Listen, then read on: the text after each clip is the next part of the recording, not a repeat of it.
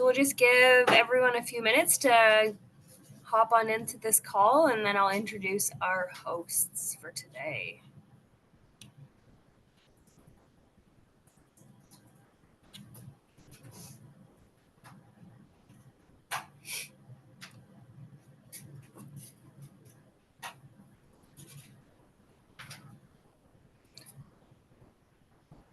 Okay.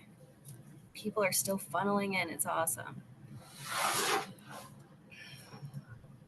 Okay, so as we're waiting, I'm just going to remind our attendees to please refrain from making inappropriate comments in the question and answer box. If you are making those comments, you will be removed and unable to attend the rest of the event. And on that happy note, we are going to welcome our lovely guests today from Carleton University.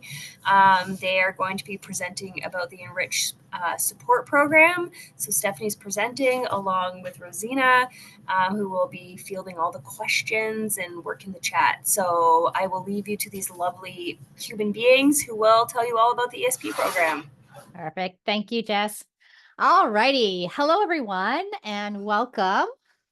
So I'm not sure if you have heard of the Enriched Support Program or not. I'm hoping that you can all see my screen, and I'll just give you a little bit of a background on who I am and what I do. So my name is Stephanie Wager, and I am the Program and Admissions Officer here in the Enriched Support Program at Carleton University. I studied psychology. I did a combined honors and study in psychology and linguistics here at Carleton many years ago. And I just loved it so much here that I didn't leave. Okay, so what are we going to talk about today?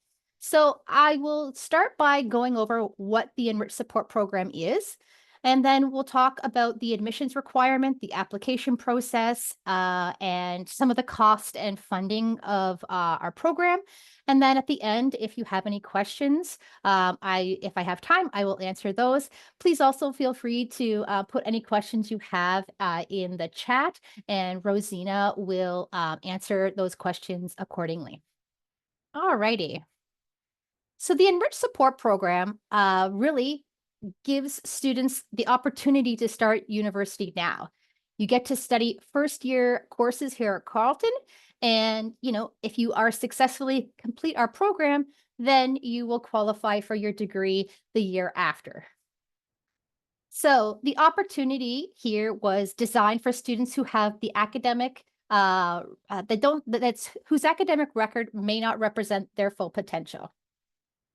You get to take first-year studies, so it's a full-time program where we offer first-year courses with the academic support built in with your basis of admissions to a degree. Successful completion will gain you a degree, admissions to a degree in the arts and social sciences for either the fall or winter term. We also have streams in the business, engineering, computer science, and science fields as well that can lead to potential degrees in those areas as well. So this is an overview of how our program works. So students will take 3 courses with us. You take a first-year seminar, and then you have 2 elective courses. So if you're in one of our stream programs like business, computer science, engineering, or science, your elective courses are chosen for you, and then you will be able to choose from a selection of first-year seminars that work with those courses. So the first-year seminar is supported by peer mentors. Peer mentors are former ESP students that are coming back and are employed the following year to support the new students coming in with any questions that they may have. Oftentimes, when you're coming right from high school, sometimes it can be a little bit nerve-wracking to reach out to the administrative staff or to your professors with any questions you have. So we feel that having peer mentors in the first year seminar will allow you that opportunity to kind of make sure you're getting your questions answered, but without having to, put you on the spot if you're not ready for that just yet. So the first year seminar is designed to be a smaller class size. Normally, university first year courses, you're in lectures with 100 to 200, maybe more students. But the first year seminar is around 35 students per class. It's taught by one of our instructors in our department. The class size it's small so that it can be interactive, and you can share your ideas and things like that, and get really to know a professor, because normally you don't get access to smaller class sizes until your third year, and we want to make sure you have those skills to be able to reach out to your professor and ask questions and things like that, and learn those from the get-go. The academic content that you'll learn is an introduction to academic reading, research, and writing skills. And it really is a preview of the seminars that you'll be taking in your third and fourth year. And as I mentioned before, we have them, we have peer mentors that are in the course as well. Oftentimes the peer mentors, they took this exact same first year seminar last year, so they can help you not only with the content of the class, but just also be there to support you if you're having any any problems transitioning, or just to make sure that you're getting all the questions answered that you need answered. Some of the sample titles of the seminars that we had previously: The Psychology of Academic Success, The Creative Self, Power, Social Change, and Communication. So even though the titles are going to be different, so there are some different topics, but the academic skills that you learn are going to be the same, regardless of which first year seminar you choose. The next is the elective courses. So students will take 2 elective courses in the fall and 2 elective courses in the winter. And your elective courses are supported by workshops. Let me see here. So some of the first year courses that we have are anthropology, cognitive science, communication and media studies. These are some of the arts and social sciences electives we have. If you are if you're interested in studying business here at Carleton, we would introduce you to economics and calculus for business, and then introduction to business courses. So those would be the elective courses that you would take if you opted to come through to our business stream. Computer science courses, if you go to that stream, you'll be taking the math courses, so calculus in the fall, algebra in the winter, and then you'll take the introductory computer science courses. Engineering, you're required to take chemistry, so first year chemistries, and then the calculus for engineering and the algebra for engineering students. And lastly, our science stream, you will take the same chemistries as the engineering students, but you'll take the introduction to calculus for science students and the introduction to algebra for science students. Okay, so as I had mentioned earlier, you're going to go to those elective courses with the other 200 students that are registered in those elective courses, of which, let's just say 35 of them are also in the Enriched support program.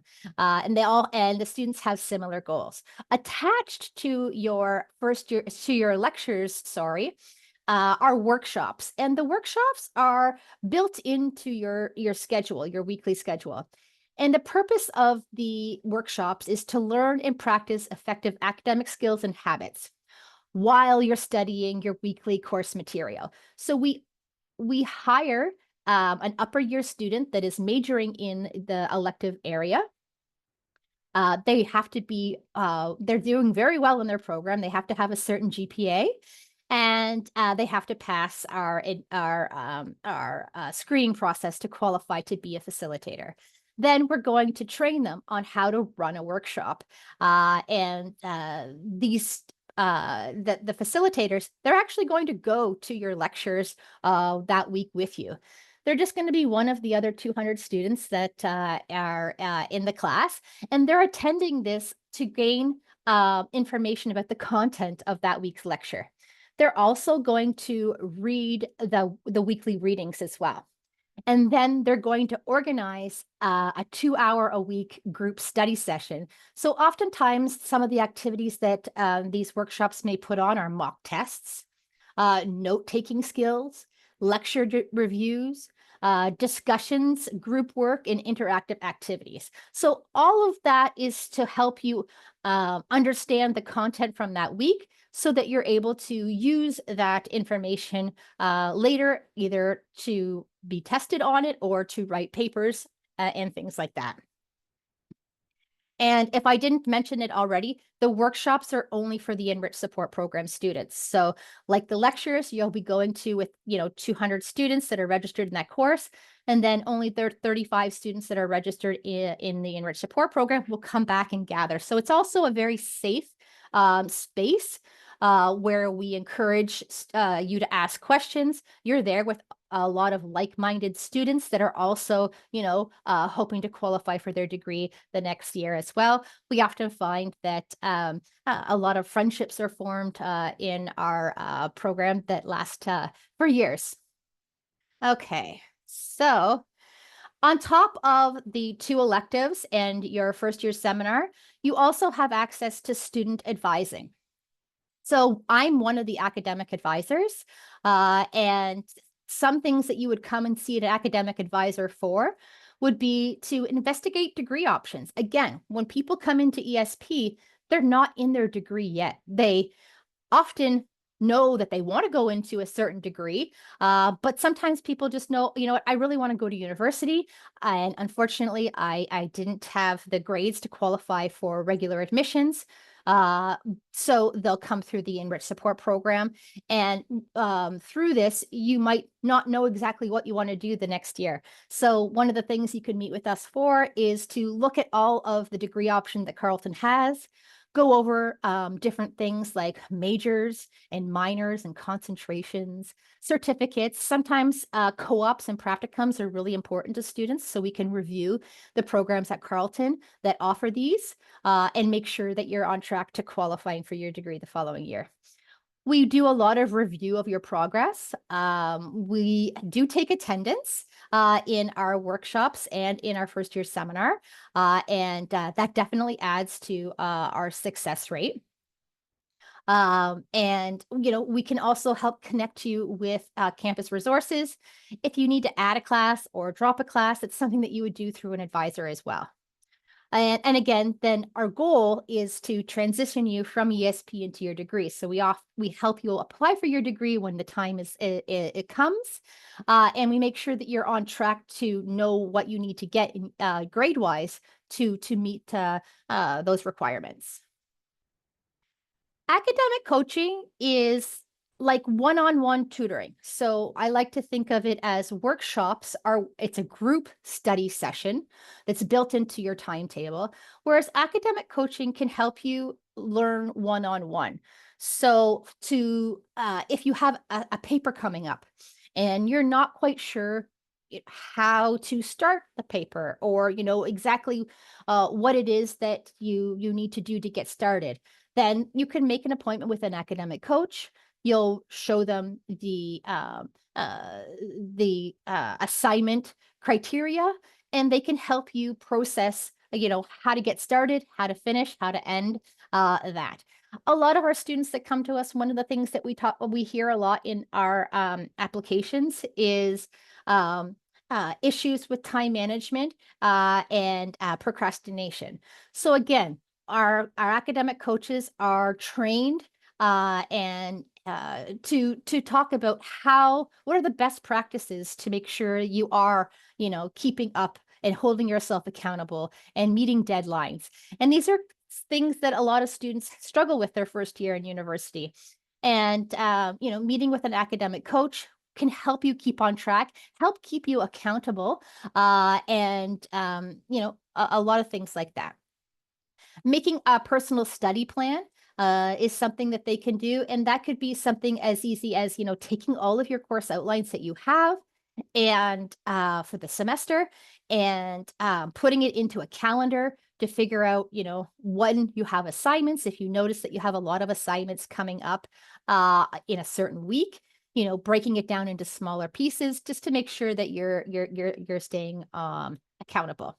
If you are in any of our streams where you need to take math and science courses, we will have specific academic coaches that can help students individually with any math or science, economics problems that they might be having difficulty with. Oftentimes, students in our streams, after receiving their tests back, will come and see an academic coach to review it and just to see where you've gone wrong so that you can, understand that and move on from there.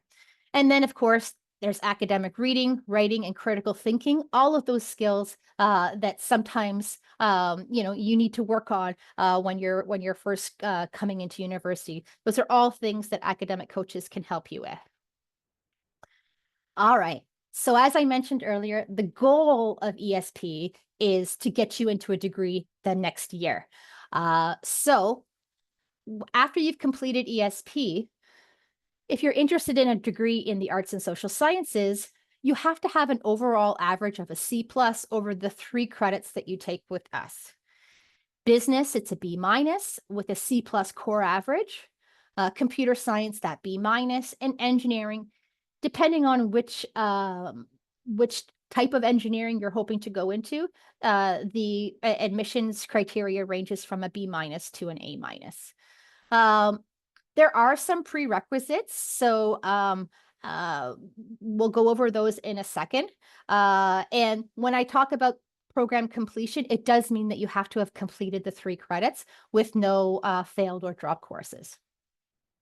Engineering, I should also mention that 4U physics is a requirement to qualify for an engineering degree here at Carleton. We don't offer the physics in our program. So the university admissions will be looking at your high school 4U physics grade as the required, that will also be put into the GPA to qualify. So oftentimes, it's not students that apply to ESP. If you have a lower physics grade, oftentimes we may recommend that you retake it to boost up your average. Or it's not required that you have your physics to apply to ESP, but if you don't, you'd have to take it concurrently in that year so that when you do apply to engineering, you will have that 4U physics grade. Okay. So earlier I had mentioned that one of the things that we do in our program is we take attendance. So attendance absolutely matters. We've been around for over 25 years. And what our statistics show is that 80 to 90% of students who fully participate in our program gain admissions to their degree the following year. So looking at this chart here, blue is representing the students that have attended 70 to 100% of their workshops, and orange is representing those that have attended less. So if we look at 2022, 2023, we had 79% of students that had attended more than 70% of their workshops qualified for their degree the next year. On the other hand, we had 38% of students that didn't go to, that went to 69% or less. That's how many people qualified. So that the percentage was 38% attended. So we're not saying that you're not going to qualify, but the odds are that if you come, you attend, and you participate, you're more likely to qualify for your degree the following year.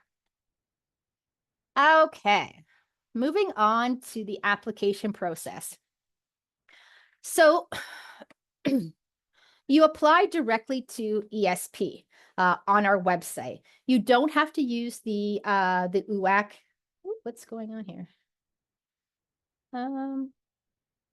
Sorry about this. It's just my thing is way. Yes, sorry. This is where I want to be. My computer just started to move itself. So yes, you apply through our website directly. You don't need to apply through UAC. Oftentimes, students will apply to both.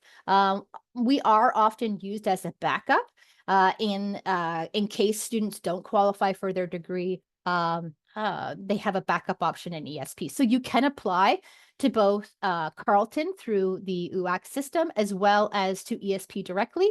The applications do not interfere with each other. You can accept both and then make your decision at a later time if you want to go with your degree or if you want to come with ESP. Some students know that they want that additional support their first year at university. And if that's the case, you don't have to apply through UAC. You can apply directly to ESP if you know that you want those supports in transitioning into university. We have an application form that you'll fill out on our website. We also ask for your transcripts. So this is your grades from grade 9 to 12 and any post-secondary school that you might have. We do ask for 2 letters of reference. Teachers, preferably. Guidance counselors are also a good option to give us feedback on, your, if you're ready for university. That's pretty much what we're trying to figure out is, do your references feel that you are ready for university level work? The personal statement is really your opportunity to tell your story. In the application, the personal statement, we're looking for you to talk about your academic history, your academic goals, and why you feel ESP would be a good fit for you.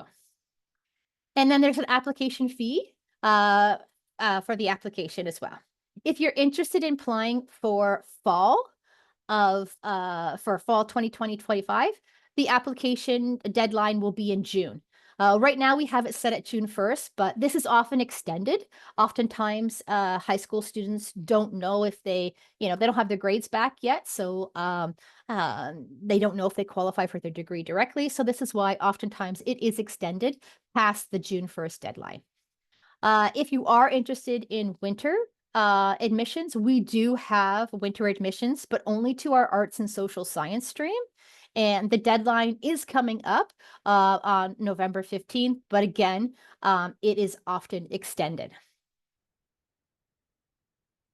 If you're coming to us from high school, then what we are looking for is your high school diploma. Unless you are a mature applicant, you need to have your, oh my goodness. You need to have your high school diploma to qualify for our program. And for our arts and social science stream, we are looking for you to have about half of your grade 12 4U and 4M level courses, although it's not necessarily required to qualify for direct admissions to Carleton. You have to have the full 6 4U or 4Ms. So oftentimes we are looking for 3, but circumstances, may have it that you only have 1 or 2. So we definitely recommend reaching out if that is the case to discuss your situation independently. If you're coming from, if you're a mature applicant or have college or university, we usually look at you case by case to see what your situation's like. If you're interested in the arts and social science stream, we don't really have any specific prerequisites that are required for the program. We do recommend that you have your 4U English, but it's not required. But again, we would be looking for courses that have a high writing content at the 4U or 4M level. Because again, that's one of the skills that you really will be using a lot of at the university is writing. And we want to make sure that you are ready for that. And one of the ways that we look at that is by seeing how many 4U or 4M courses you've taken that had a high writing content. Engineering and science, the prerequisites are going to be your 4U chemistry and your 4U functions. 4U, as I mentioned earlier, the physics is not necessary for when you're coming to your ESP year, but you would need it to qualify for your degree the year after. We really do recommend that anybody coming into our streams, whether it be engineering, science, computer science, or business, that you do take the 4U calculus and vectors. Even though the university has it that advanced functions is the prerequisite for that, you are going to be taking a calculus course in your first year in ESP. And we find that people that have their calculus and vectors at least have a little bit more background in the course and tend to do a little bit better. But we can't make it a requirement because the university only says that you need your functions, but we do highly recommend that calculus if you have time to take it. Business in computer science, it's just the functions. And again, we recommend the calculus and vectors. Okay, cost and funding. So if you're interested in coming to ESP for this winter, it's going to cost you, if you're a domestic student living in Ontario, it's going to cost you about $3,458. If you are living outside of Ontario, then it's about $4,000. If you're thinking about coming to ESP for next fall or winter, we don't yet have the domestic or costs for that, but I can tell you based on what it is for this semester, this year, 2024-2025, for Ontario students, the tuition was about $6,900 for the full year. Funding. So one of the nice things about our program is that we are OSAP funded. So for students that are required, that do have, a financial need, it is nice to know that you can apply through for OSAP through our program. You can also get a bank student line of credit. If your parents have your registered education savings plans, our program does qualify for you to take out your funds for that. And then the university has a lot of bursaries that can also help with tuition and things like that. Okay, Rosina, are you ready? I'm going to introduce you to a former student of ours, Rosina. And she is studying here at Carleton. She's doing childhood and youth studies. She's doing a double minor in human rights and social justice, as well as communication and media studies. So I'm going to turn it over to Rosina now, and she's going to talk a little bit about her time in the Enriched Support Program and what she's doing now. Hello, everybody. Yes, so my name is Rosina, currently a student in Child and Youth Studies with a double minor in Human Rights and Social Justice and Communications and Media Studies. I was a student through the Enriched Support Program, and I have been working with them ever since I had finished with the program, but I'll get more into that in a little bit. But basically, how I got into the Enriched Support Program was I was in high school and I was really struggling. For the first 2 years of high school, I barely showed up. And obviously that meant that I didn't do very well in school because I wasn't learning anything and I didn't hand anything in because I wasn't there. So I failed a lot of courses, and that was pretty daunting for me because as we approached the later 2 years, everyone started, worrying about grades for university admissions, and I obviously didn't have those, and I wasn't even sure if I was going to graduate on time per se. So in grade 11, I took 16 courses, which is twice the amount of courses that typical students might take, at least at my high school, in a year. And then in grade 12, I took 12.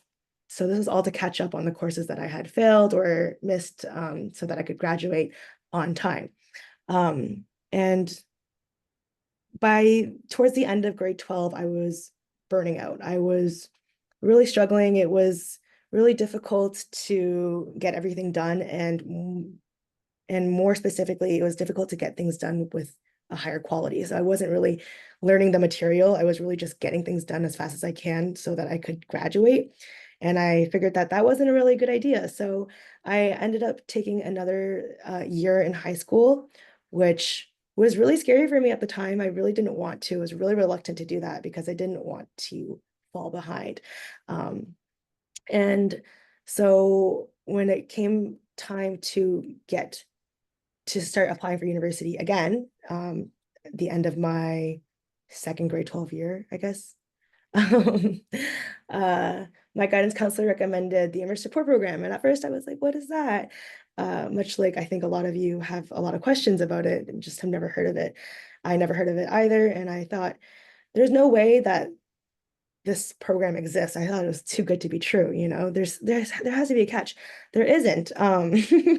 And I was also still reluctant to do that because I had wished for a more traditional university admission, I guess, but that was already out the window when I did it a year later than I had anticipated.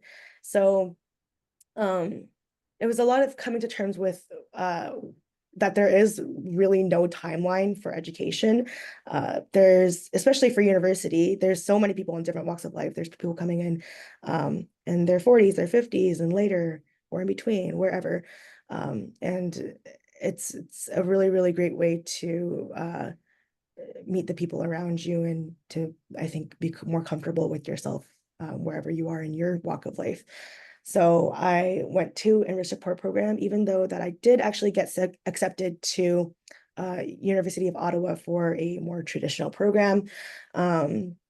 So I ultimately decided to go with Enriched Support Program because of the resources that they offer. So there were the mentors, the facilitators from the workshops, academic coaches, academic advisors, and all of these things were a really big highlight for me because when I was choosing between the two programs, I really looked into what that year would look like for me going in. So I was worried that if I went to the traditional program, the same things would happen to me, and why I was struggling in high school, which is procrastination.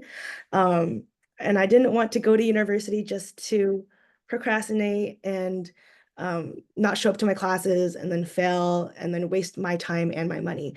So going to Enriched Support Program, they really teach you how to be a better student. So they're not just there to tell you, you know, you can do it. They do that, which is great. But they teach you how to be more self-sufficient on your own so that you can do your best as a student. So they're not telling you the answers. They're not spoon feeding you everything that you need to do, but they tell you where you can find the resources to do it yourself, which is really, really important, and teaches you more autonomy as a university student. So it's a really great transition as well. And yeah, I did well in my year at Enriched Support Program, and that felt really good because I had never been a good student, and to be able to do well, it really felt like I had people behind me and that I was able to do it. And that's a great feeling. I can't even begin to describe how great that is. So to keep going on to that, I won a award for being a positive impact on my ESP peers. So it was $3,000. It's called the Richard and Jean Manlin Spirit Award.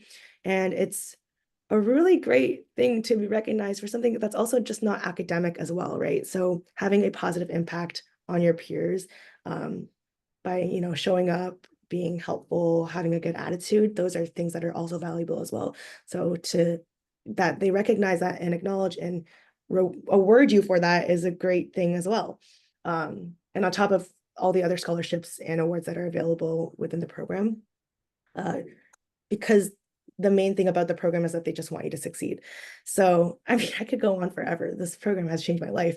But after graduating from ESP and going into my program, I continued to work for the Enriched Support Program. So as a student ambassador, as a peer mentor, and within the peer mentorship, there's different like levels. So I moved my way up the ranks in that terms, but I don't want to get too deep into that because that's not really to the students. And then I've been continuing to work with ESP. This is my 4th year now, I believe. And it's been the greatest thing. And like Steph said, you know, once you're in, you don't really want to leave. We're all around for a long time just because of how genuine everybody is and how much everybody really just wants the best for the students. So I couldn't recommend the program enough. It's a really, really big help. I think there's a lot of benefits to it. Oh, one last thing I will say is it's a lot easier to make friends as well, because like Steph mentioned, first year seminar classes and your workshops, they're all smaller than big lecture halls of the electives that you'll be taking in your first year. So it's a lot easier to get to know the people around you, and they're all in a similar situation because you're all in ESP, and you're all taking that one course together or maybe more, and you get to know them a lot better. You get to have actual conversations instead of just being like, hey, you're next to me. So yeah, I'll leave you with that. I could go on forever. So that's why I'll just cut it off there. But Well, thank you very much, Rosina. yeah. We're almost at our time, I believe, right, Jess? Uh, does anybody have any questions that they have for us? Feel free to put them in the chat and we can answer them. I can also let you know that we do have a virtual booth that you can go ahead and uh, navigate to. We have a lot of good resources there as well. You can send any questions that you have directly from the booth. They'll go to our email and we can send you a personal email to answer any questions that you might have about our program.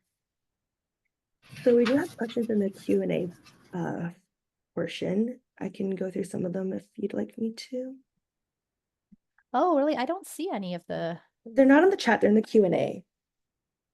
Oh, where's that? On the bottom bar, if you see where you share your screen.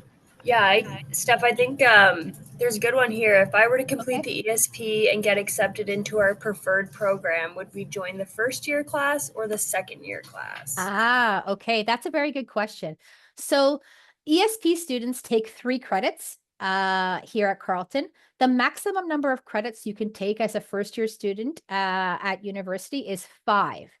So what happens is you end up being in between a first year student and a second year student.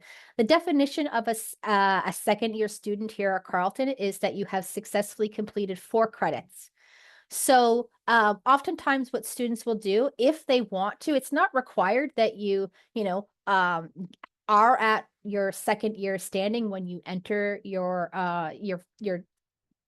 first year in your degree program. Oftentimes students want that though. So you can make it up by taking a course or 2 in the early summer, which is May and June, which you're not used to having May and June off as a high school student. So oftentimes students will take a course or 2 in the early summer so that they can have that second year standing when they do start their degree the following year, but it's not required.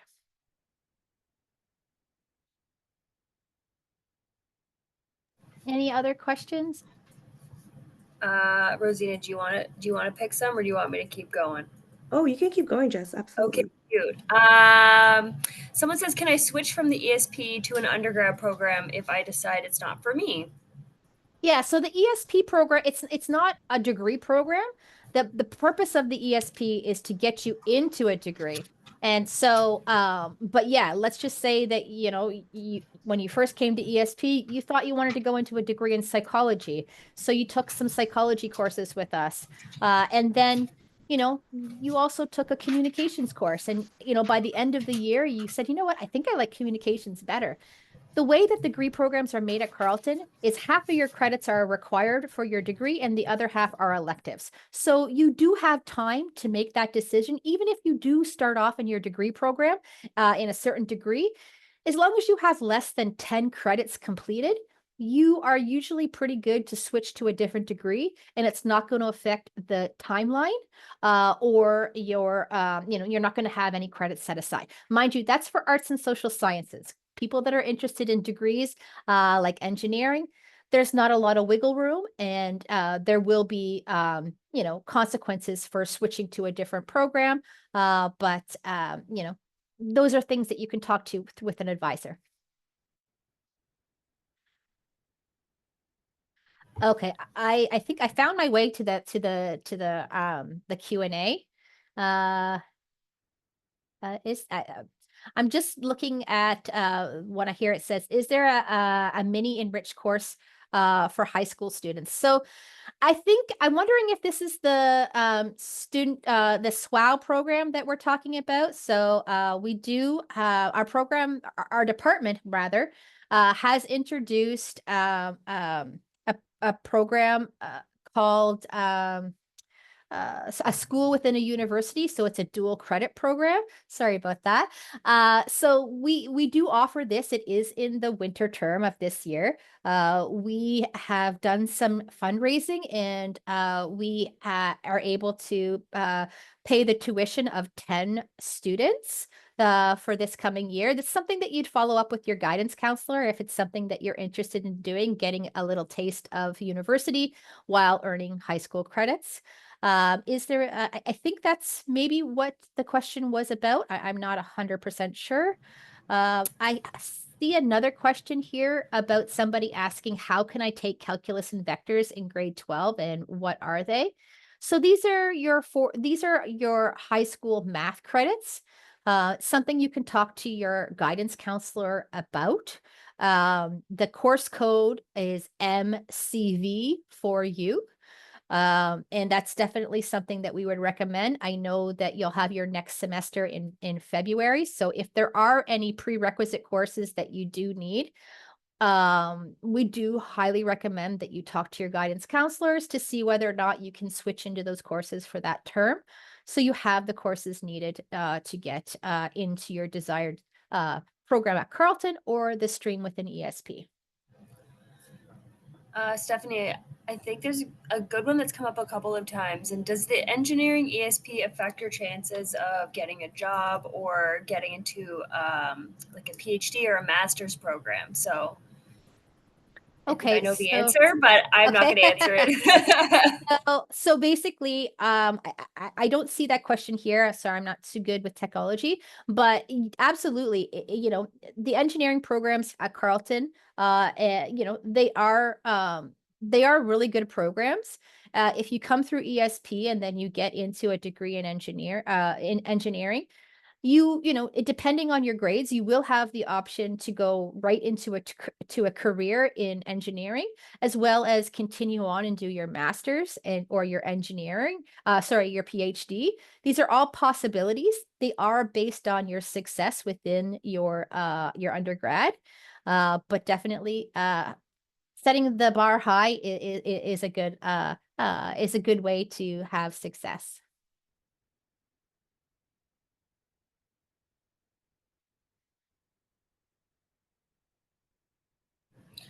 I think we got to most of these questions, and Rosina's been typing furiously on the other side, answering a lot of them as well.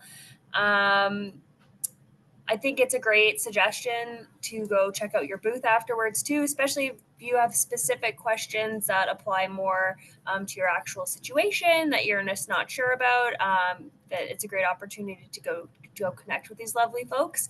And like Stephanie also said, your guidance counselors will know about this program or should know about this program. And they would be a great resource too to speak to about understanding the program. I guess we have about a minute and a half left. Is there anything else you wanted to add on?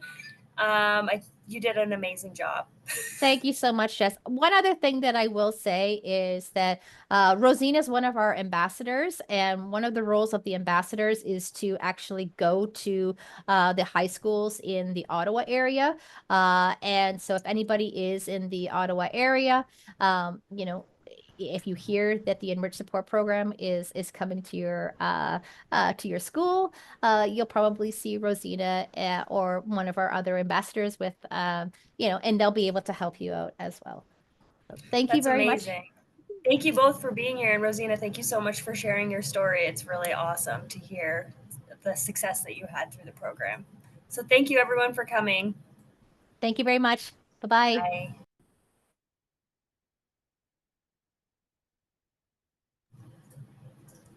You did it. Thanks, Rosina. Have a great day. Thanks, you too. Bye.